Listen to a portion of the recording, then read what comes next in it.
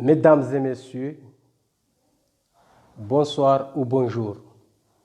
Je suis El Bazir, votre El Bazir. Les membres du parti Djoua, les membres du parti RDC, les membres du parti UPDC, les membres du mouvement politique et même les membres qui ne font pas partie d'une chapelle politique m'ont demandé d'intervenir par rapport à cette énième crise que le pays traverse.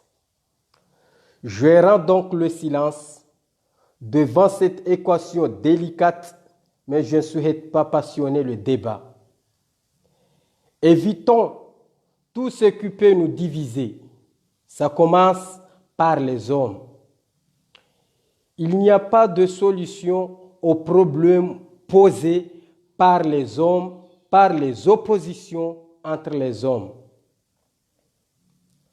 On pourra trouver des solutions aux problèmes politiques. On pourra trouver des solutions aux problèmes économiques. Et on pourra trouver des solutions aux problèmes sociaux. Mais jamais nous ne trouverons de solutions aux problèmes de personne. Et le problème de personne qui se pose aujourd'hui aux Comores, à mon humble avis, est un problème de personne. C'est la raison pour laquelle je refuse notre pays une politique qui ira au déchirement, à la guerre civile. On a déjà donné.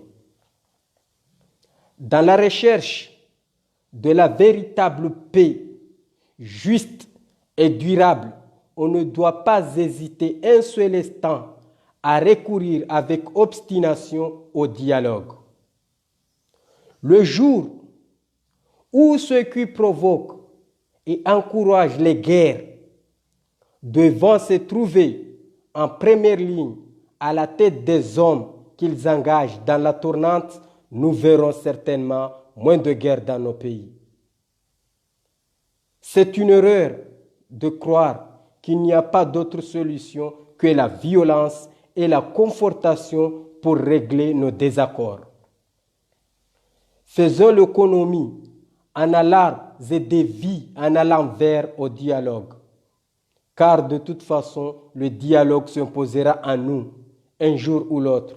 La force n'est pas la solution à ce que les uns et les autres considèrent comme intolérable. Je conseille vivement à la famille politique comorienne d'avoir recours au dialogue, impérativement et sans délai. C'est maintenant ou jamais. Mesdames et messieurs, j'ai dû plonger ma plume dans l'encrier du président Azali Assoumani afin de transmettre fidèlement ce que j'ai dans mon cœur. Que Dieu bénisse les îles Comores. Que Dieu bénisse ces femmes, ces hommes et ces enfants. Et merci de m'avoir suivi. Que Dieu vous bénisse. Et merci.